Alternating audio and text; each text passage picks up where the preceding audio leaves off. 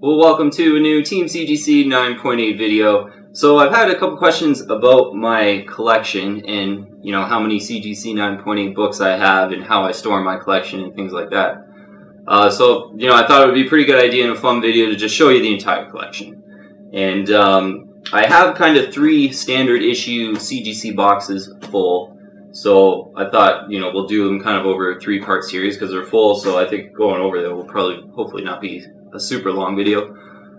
But, my collection really focuses on 80s and 90s books. I'm kind of a nostalgic buyer. I just buy what I was really nostalgic for. So mostly 80s and 90s books. And,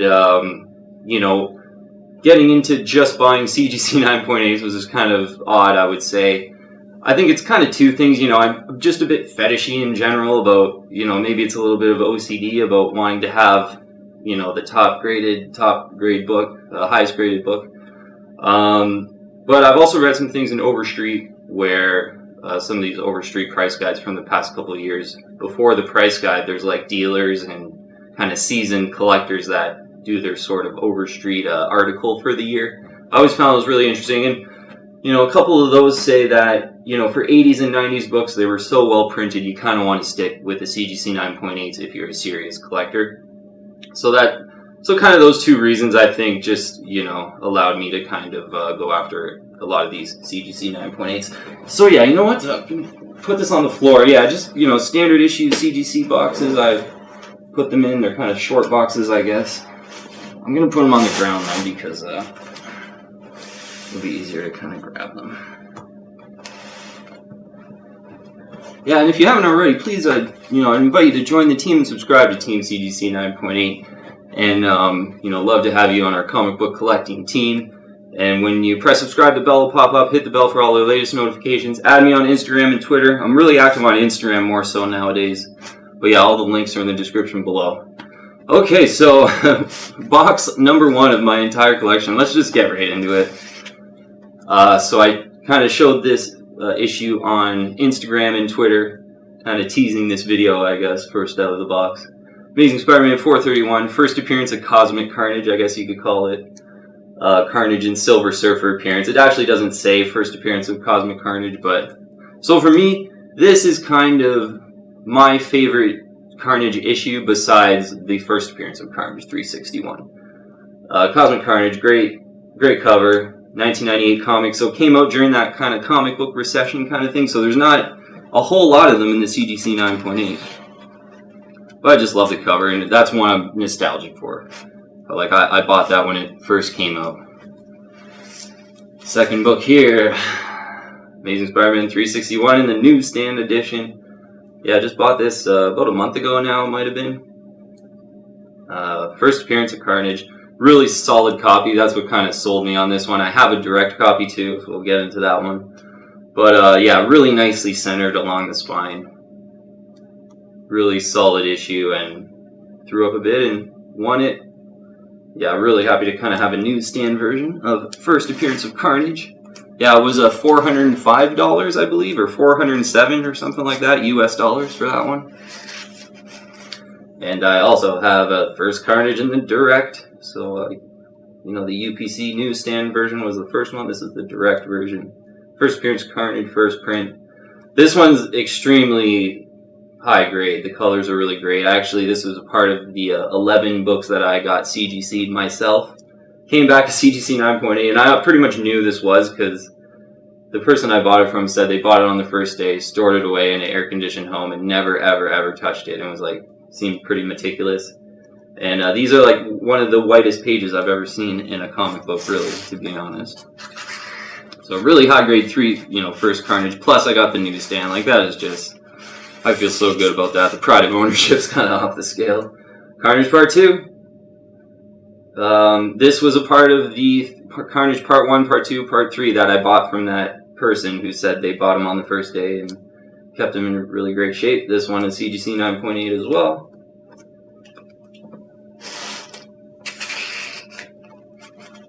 And yeah, Carnage Part 3 in the CGC 9.8, from the same seller. Yeah, I was lucky to really get that. I was really happy when they all came back CGC at 9.8. So, yeah, kind of a one-off here. This will be funny.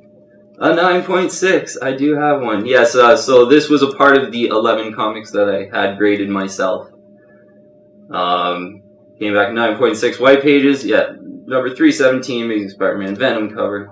Probably start showing you the back covers a bit. So yeah, I guess the title was clickbait because I have a 9.6 in here. I think there's... Oh no, that's the only 9.6. So Amazing Spider-Man 316, CGC 9.8. Classic Todd McFarlane cover. Kind of the first Venom cover. On 315, which I actually also have too, we'll get into that. There's like a little face of Venom, so that's kind of the first Venom cover in Amazing Spider-Man.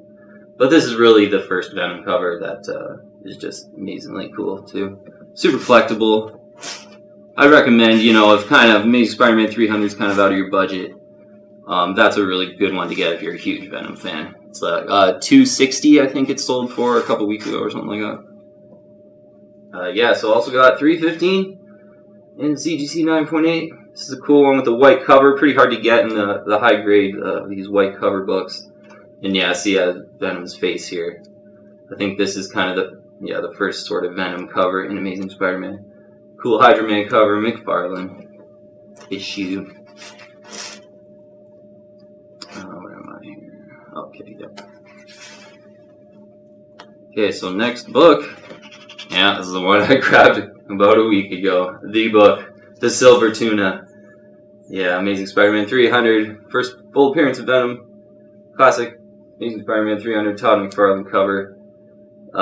This one, really good example too. I paid $1,980 for this, and really nice kind of red solid background, super nicely centered. Page is really white and crisp too, which was one of the things I mentioned on my original video that I did about this book. But yeah, really rare on the CGC census. This is kind of the Copper Age one, probably likely the most expensive Copper Age book. Certainly, I think Spider-Man book that you can get from this kind of era.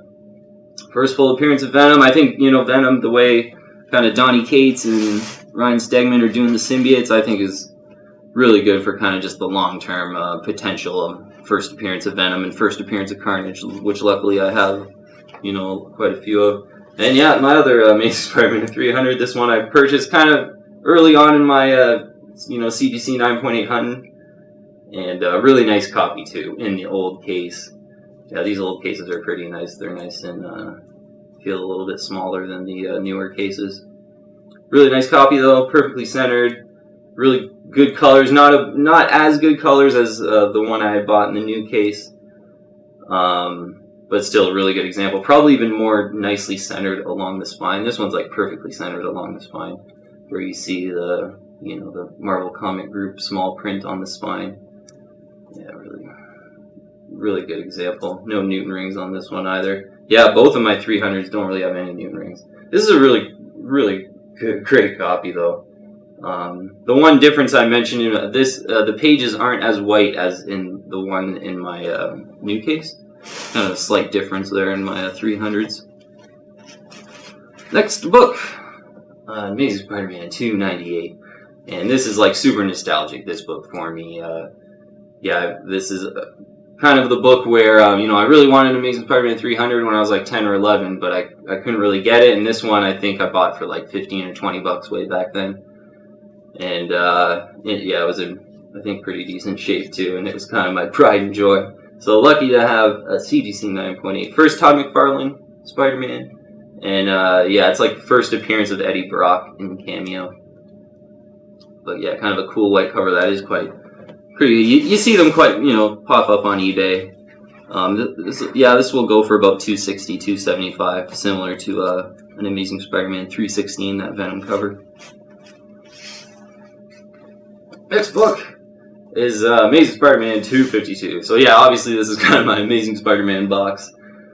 Amazing Spider-Man 252 in the direct edition. Really nice copy. Yeah, this one has really nice colors. And the cool Frogger advertisement.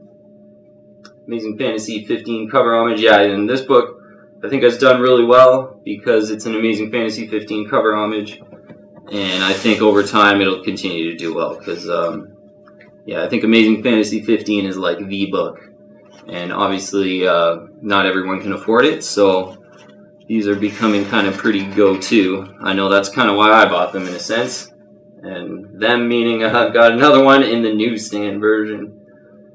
Amazing Spider-Man 252, yeah. Same deal, but just in the newsstand version. Really great copy, too. A lot of times in these newsstand versions, they're quite off-centered, but this one pretty nicely centered for a newsstand, yeah. This is another one that just popped up from one of my favorite sellers that posts quite a lot of CGC 9.8s, and, you know, when it did, and it was such nicely centered, it was hard to say no. Yeah, love this cover, though. Amazing Fantasy 15, again, yeah, a lot of times I think that is kind of a good strategy to, the books that are so hot, Amazing Fantasy 15 and Incredible Hulk 181, to kind of go after their sort of obvious Copper Age kind of modern, lesser expensive counterparts. They seem to have done well, as those other issues have done well too. And yeah, Amazing Spider-Man 252 is, I think, the go-to one, kind of affordable way to play Amazing Fantasy 15, first appearance of Spider-Man. The next book, yeah, really pristine copy of Amazing Spider-Man 238, first appearance of Hobgoblin.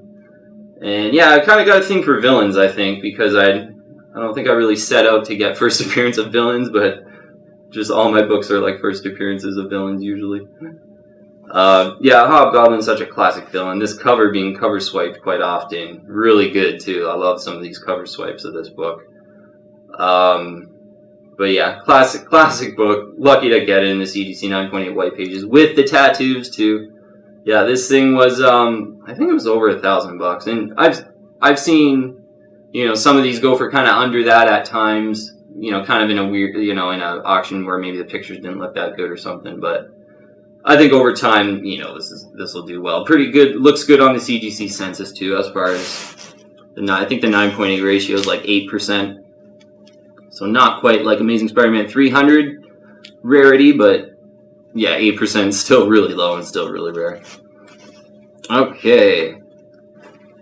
Next book, Incredible Hulk 340. Yeah, classic Hulk versus Wolverine cover, Todd McFarlane art. Bob Wycheck art on the cover too. This one has really nice colors too. This specific example. And I used my Incredible Hulk 340s in my Slight Differences video, which was kind of pretty fun actually. And this one really has really nice colors. Yeah, really good example, yeah. I think this one probably does have the best colors, although, yeah, the spine isn't 100% centered, although it's nicely centered along the edges with the pages, which is pretty much all you can really ask for. Spine centering is certainly a manufacturing defect. Yeah, you know, Hulk vs. Wolverine, and this is a good example of what I was just talking about, obvious sort of counterparts to really hot books like Incredible Hulk 181. So, another one, Hulk 340. You notice on this one, really nicely centered on the spine, so you get the McFarlane and Wycheck signatures really prominent. Whereas, like, they're kind of curled around the spine on the other book. Talked about that in our Slight Differences video we did probably about a month ago now. But one of my favorite issues ever, classic Hulk versus Wolverine battle. Todd McFarlane, my favorite artist ever. So yeah, you can see why I grabbed another one. And yeah, this one, again, kind of came from one of my favorite sellers. Really crisp, supple white pages on this too. This is just a perfect issue, basically. Yeah, really nicely centered with the signatures, whereas the first one I showed you kind of had those signatures curling around the side a bit. And the first Hulk 340 I bought was this one, so I got 3 of them. And yeah, this one, a pretty nice example too. It's, you know, probably my biggest annoyance in CGC 9.8s are when the pages kind of stick out the sides or the top. And this book kind of does have a bit of an off-centering in the top here. But still really nice colors, and honestly, the more I have it, it is a really solid 340, despite sort of a bit of an off-centering. But yeah, the more I kind of have comic books, I almost start to like their quirks a little bit more, even if, you know, they're still a 9.8 and they have a couple quirks, like maybe they're a bit off-centered, but still, like, amazingly supple white pages. Really nice colors. I mean, it's certainly a 9.8. Certainly. So yeah, I have, obviously, you know, favorite issue, favorite artist. That's why I got 3 of them. Don't usually get 3 of a book. Usually I get 2 of one, but not 3. Alright, next book, really cool book. Transformers #1. Yep, first appearance of, you know, the Autobots and the Decepticons and Megatron and Optimus Prime. And yeah, you know, a book that I think, you know, the Transformer toys are just, they're so expensive and they're such a cult following, I think. And the fact that there's been, like, what is it, 6, 7, or 8 Transformers movies, I think, in the last 10 or 12 years. I think the kids are, you know, still liking Transformers. And, yeah, just a classic cover. When this, obviously, to mention, is CBCS 9.8, this one. A really nice copy, so when this kind of popped up, it was, you know, kind of hard not to throw in a bid.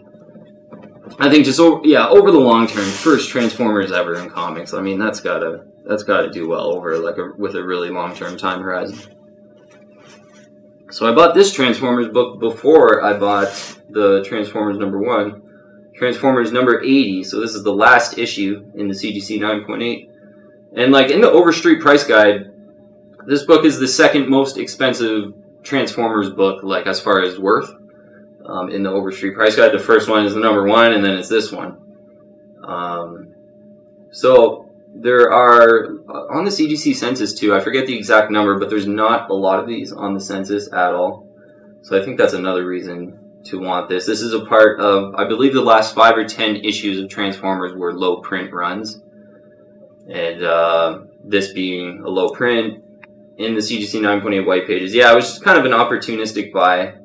That was an early buy for me, yeah, when I was starting to buy CGC 9.8s. And yeah, always kind of attracted to Transformers comics, especially.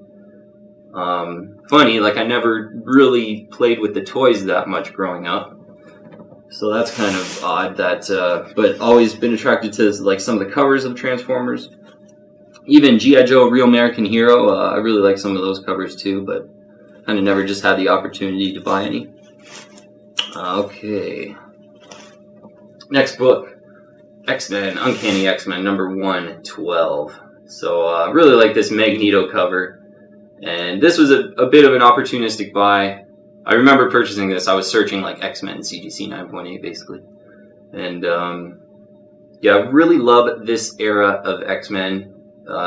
This is in the John Byrne era, I believe. Yeah, John Byrne era started in the I think it was 107 or 108. John Byrne era of X-Men is great. There's so many key issues in there. You know, we'll get into a first Alpha Flight, which I have, but a lot of other great keys. You know, first Kitty Pryde, Uncanny X-Men 129. You almost can't go wrong with that.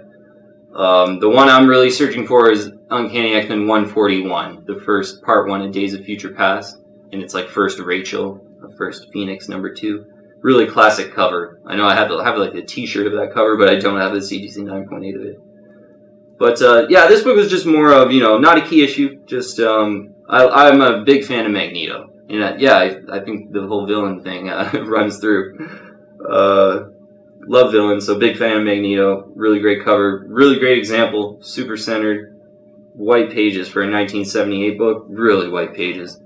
Yeah, this is a really nice book. Newsstand edition too. I think they were all maybe newsstands back then. Maybe not. Okay, Uncanny X-Men 121, first full appearance of Alpha Flight. Yeah, this is a book probably might go down as one of my better buys. I ended up purchasing it. I think it was under $550, and I've since seen many of them sell for $700. And even like an off-white to white pages sell for $700. Yeah, and I believe one went for $799.99 in the white pages, and now looking on the internet, a lot of them are priced like $900, $950. So this being a pristine example too. yeah, it's kind of pretty hard to get in a really high grade, I think, in this white cover. I also like that there's no marker through the UPC code. That super annoys me when there's CGC 9.8s with that.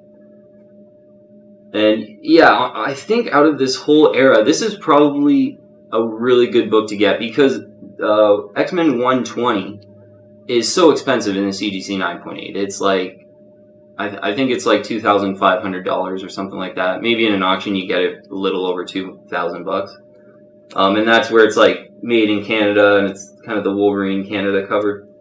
But for this book, which is the first full appearance, which is usually the books that collectors go after, like a first full appearance of a thing, with a really awesome classic cover too, and it's less than $1,000 for sure. With 120 going for like over 2,000, I just think this could play catch up. Plus, it's a first full appearance of Alpha Flight, awesome cover, and yeah, I'm so lucky. I was so lucky to get this copy. It's honestly like so pristine for a 1979 book.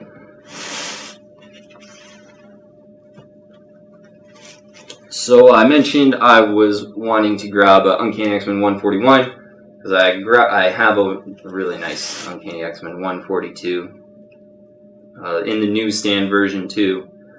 There is a newsstand version Uncanny X-Men 141 on eBay right now for $575 US. That's pretty expensive. I've seen a direct version in an auction go for $345. So to have that for 5 cents, it's really tempting though. It looks really good, and it's a newsstand to match this newsstand. Yeah, so I saw that in the last couple of days and was almost really thinking of buying, but it's too much, I think. Wait for an auction. But yeah, I think out of my X-Men, the one I really want is Uncanny X-Men 141 to match this book. And I love this book too, just as much as 141. I think the cover is arguably better. It's yeah, just classic, super classic cover.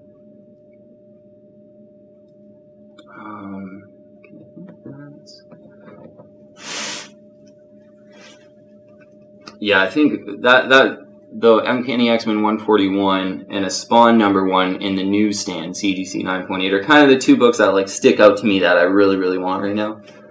But I feel like winding down sort of my wants because I kind of have a lot of the books that I want, I think.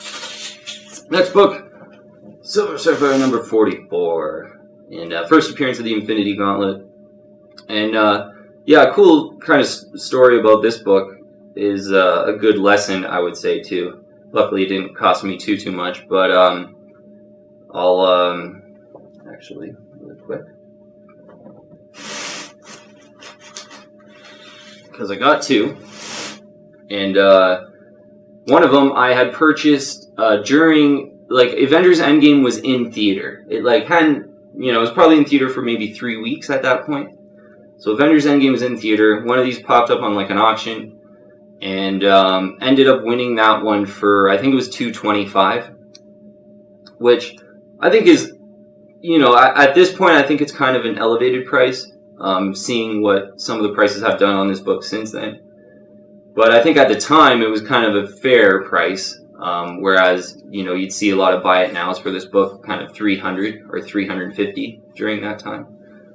So I think for the time it was a decent price, but then, after Avengers Endgame went out of the theater, and I just had purchased another one. I forget which one it is. Probably, I think it's that one. Was the second one I got, and probably about 3 months ago now, 2-3 months ago now. Whereas this one was about 7 or 9, maybe like 8 or 9 months ago now when Avengers Endgame was out in theater. But this one was $165 or $163 or something like that, and this one was $230. So that's a really good example of why I don't really recommend to buy when like a movie's in theater or when a trailer hits or, whatever kind of pop culture event that's like drawing a lot of attention and promotion to a certain object, whether it's Infinity Gauntlet or whatever it might be. So yeah, I kind of, made my own mistake in a sense, purchasing one of these books during Avengers Endgame when the Infinity Gauntlet is a prominent thing in that.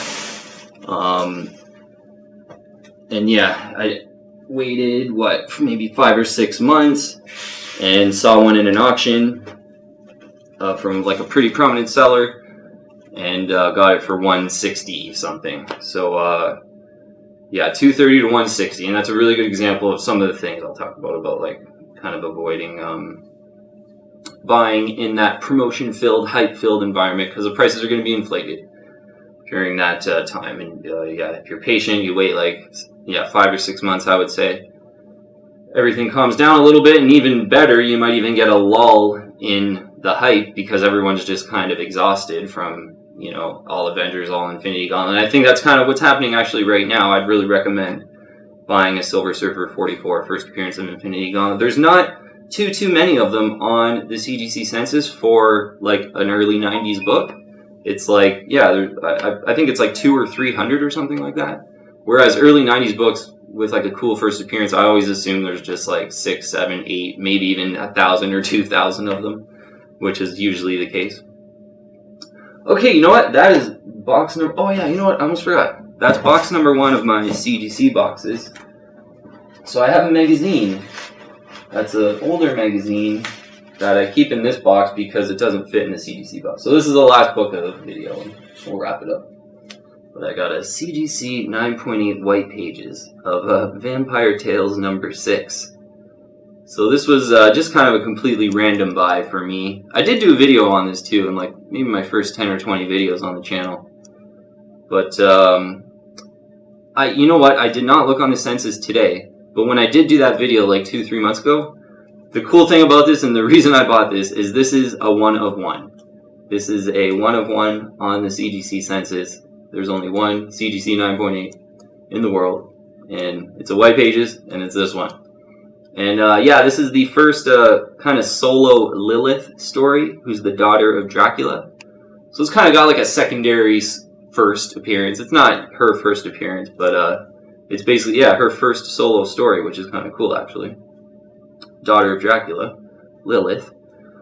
And, yeah, you know what? I think when I bought this, I was, you know, maybe had 10 to 15 kind of superhero books at that time. And was just like, I think I saw this from the seller, and, you know, always looking on the CGC census, just doing research, kind of, you know, if something super rare. And, yeah, this was, and it just kind of was a something different compared to what I was buying. Yeah, so Vampire Tales, what is it? Number 6. Yeah, Vampire Tales number 6 from 1974. Yeah, the only CGC 9.8 on the census as of like as of a few months ago, because I didn't look for this video. Yeah, I'm just gonna put this in. I'll do that. Okay, so yeah, that's box 1 of my entire collection. So I don't think I'm going to do box 2 tomorrow. I'll probably maybe even take tomorrow off and maybe do another type of video. But yeah, definitely over the next week, I will get into my other 2 boxes and show everything, and just so you can see my whole collection of CGC 9.8 graded comic books. I think only one or two of them are 9.6s. So that will be all for this video. If you haven't already, please join the team. I'd invite you to join the team and subscribe to Team CGC 9.8. Love to have you on our comic book collection team.